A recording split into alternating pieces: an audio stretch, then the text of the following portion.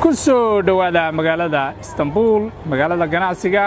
ee dalka Turkiga, magaalada xadaaradda, magaalada dalxiiska, magaalada ay ku yaalaan meelo badan oo taariikhi ah. Hadda waxaan ku suganahay meel magaalana ah badiina ay ku taalo. waxaan halkan uga mahad celinayaa saaxiibada qiimaha badan ee halkan maartay nagu martiqaaday maanta naguna soo dhaweeyay Jacfar iyo Cabdirasaaq Abwaanka iyo Daawud. waan si gaar ah ugu mahad celinayo raggaas oo odayaasha Istanbul ka mid ah.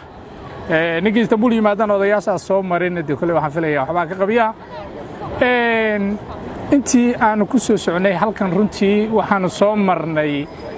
badda hoosteeda. aniga kulay maalintii ugu horeysay bay ahayd dhowr jeer tareemo hore waa raacay,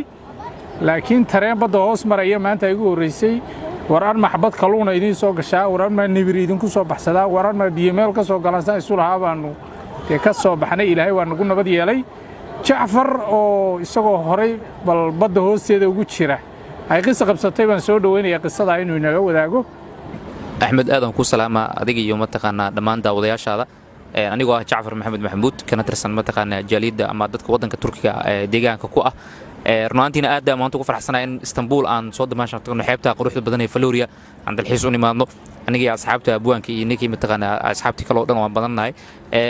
runtii waxaan rabay halka soo hadda ka hor Axmedow waa Istanbul anoo jooga qabsatay qisooyinku waa badayiin hadda halka soo qaato. waxaa jirtay mar uu dhulgariir Istanbul uu ka dhacay anoo tareen intaan saarnahay tareenka dhulka hoostiisa. waxyaalaha wadankeena uusan lahayn ka mid tahay tareen dhulka hoos mara badda hoos mara. runtii marka tareenka ka soo baxay dadkii indhaha taagayaan arkay oo indhaha saas fiigsan marka dadkii aan weydiin dhulgariir dhacay. marka nina wuxuu ogeyn alla ma cadaaban maqli jiray annagana waxa ma ogeyn dhulka hoostiisa duu hal mar adduunyada inta isku wada doonto dhulku ma aanan markaas qabri noo noqon lahaa dhulka hoostiisa inta soo mitir aan ku jirnay. laakiin alxamdulillah dhulgariir saa u sii weyn ma ahayn cabrikiisa waa yaraa. markaas soo baxno dadkii naxsan marka arkay waxaan naxdintii ugu sii darneed markaas in dhulgariirkii u dhacayo annagana dhulka hoostiisa aan ku sii jirno. marka dhulka korkiisa joogo waa naga duween annaga waa u sii nuglneen. marka runtii qisooyinka aad ay u badan yihiin. magaalada Istanbul xilligii ugu dalxiiska fiicnaa summer time-kii aan joognaa aadna ugu faraxsanahay waxa waa in Axmed iyo rag asxaabta aan waqti wada qaadano runtii aad u qiimo badan. aadna ku salaama adiga daawadayaasha Axmedow. waxaan maanta magaalada Istanbul ku soo dhaweynay ee wadanka Turkiga oday nagu qaaliya saaxiib sare Axmed Darwiish oo naga yimid magaalada Ankara. saaxiib magaalada tan ku soo dhawow. waxaan joognay xeeb qurux badan oo la yiraahdo Aku Florida oo ku taala magaalada Istanbul waliba qaybta Yurubta. waxaan leenahay hala dalxiiso siyaasadda iyo wareerka iyo haddii la bukuroonyo is-eriyadka laga nasto. sidoo kale Abwaan Cabdirasaaq Hogal Caafi iyo Jacfar oo aanu halka waqti fiican ku wada qaadanayno waxaan wax ka weydiin doonaa bal magaalada Istanbul waxa ay Soomaalidu u timaado iyo waliba fariinta ay u dirayaan bulshada Soomaaliyeed halkan maadaama ay Soomaalidu dalka Turkiga ku soo badanaysay waayadii dambe. dad kulay marka aad marti tahayna adaa la rabaa inaad waxyaabo badan hagaajiso bulshada aad u timaadayna ayna ka caban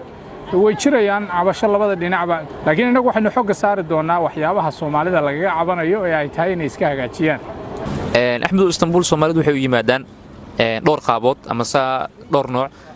dadka koowaad waa horta arday sida mataqaana dadka waxbarashada u yimaada jaamacadaha masterka PhD-ga bachelorka. dadka labaad waa dad dalxiis u yimaada oo runtii aad u badan dadka dalxiiska iyo booqashada Istanbul yimaado hadday meelaha taariikhaha noqotay dalxiisada iyo aad runtii aan sidii karo dadka Yurubta iyo meelaha ka yimaada iyo Soomaaliya kulli meelaha wadada Ameerika iyo Yurub iyo dalxiiska. qaybta saddexaad waa idan caafimaadka. dad badan oo runaantii wadanka aan waxba looga qaban karin ama caafimaadkooda aad u liito sida qaraxyada dadka ku soo dhacma sida waxyaalaha halista ku dhacaan oo kale ama caafimaadkooda wadanka dhaqaatiir fiican aysan lahayn. Turkiga waa maanta aan isleeyahay meesha koowaad ama wadanka koowaad ee noo furan in qof caafimaad u yimaado oo dawaaga hore meel badan tagi jirnay Hindiya Kenya laakiin hadda wadanka koowaad aan isleeyahay Soomaalidu u badan yihiin caafimaad ku yimaadaan.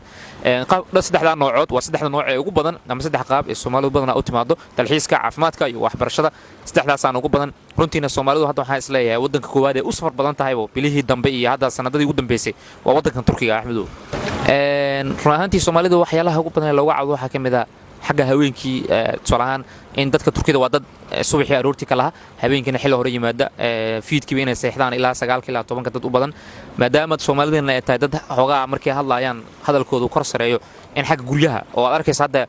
imlaqjiga ama dalaalka guryaha kireeya marka u tagto ku leeyahay niyo Soomaali guriga hadda waa kama kareeno ninka guriga iska leh ama taqaana f saaxiibiga ama ninka guriga ma taqaana mas'uulka ah ku weydiin doona inuu ka kareeyo sababtoo ninka dalaalka asaga lacag raba laakiin waxa loo soo sheegay ama lagu yiri cidii idinka horeysay Soomaalida ahayd in guriga lagu kiriyay ama looga guurayba buuq marka Soomaalida waxa koobaad hadda guriyahana loogu diido ama cabashada koobaad ma waxay tahay buuqaas in habeenkii aan soo jeedno maalintiina la hurdo habeenkii badana dadku dhamma wada aha laakiin badankeena qiimo qof Soomaali maanta hadduu saa guriga loo guriyo anoo Soomaali guriga raba leegama kareenay sababta ninka hore Soomaaliga wuxuu sameeyay la og yahay cabashada koowaad ee Turkida badana inaga cawdan waxay tahay soo jeedka ay qeylada dadka maadaama xilina siina ay tahay habeenkii aad ina u qeylano codkeena uu kordheer yahay taasa waxa ugu badan Soomaalida laga cawdaa hooyadu waxay tiraahdaa ilmaheedu si kastuu u xumaado si kastuu qalada u sameeyo ma nacdo waa ilmaheedii anigana ama yaraado ama weynaado markastaba Soomaalida aan ka dhashay ka barmay waxaan u sheegayaa adduunka qofka bini aadanka inuu ku jeclaado iyo inuu ku naco labadaba aday kugu xidhan yihiin waxaan rabaa dardaaran guud inaan siiyo oo ah Soomaalida waxay tiraahdaa dal shisheeye waa dareenku joog si kasta lagu maamuuso lagu ixtiraamo haddana halakani ma aha wadankaaga iyo dhulkaad u dhalatay saadarteed waxaan leeyahay qodobka koobaad waxa weeyaan wadan walba adduunka ka tirsan gabay baa wuxuu lahaa gaaliga islaamiyaha dunida guud jooga ummad waliba dhaqan gooniye gaar u leedahay wadan kasta oo tagtaan haddaad tahay Soomaali waxa muhiim ah inaad ixtiraamtid sharciga iyo nidaamka u degan wadankaasi sharciga markaad raacdid oo ixtiraamtid ummadda waad ka amaan helaysaa waxaan rabaa si guud inaan Soomaalida ugu wacyigeliyo oo raado meesha tan qof walba hadaf uu yimi hadafkii aad uga soo baxday dhulkaagii hooyo aabaha iyo hooyada bay garabka ka soo dharbaxayna ku dhaheen meel khayr la hortaado khayr waa in hadafkii ka midha dhalisaa ummadana de jirka baa lagu kala duwan yahay mooyaane laakiin bini aadanku waa wada walaalo qofka ay ixtiraamtidna isna uu ku ixtiraami kaad xumaysidna isna uu ku xumayn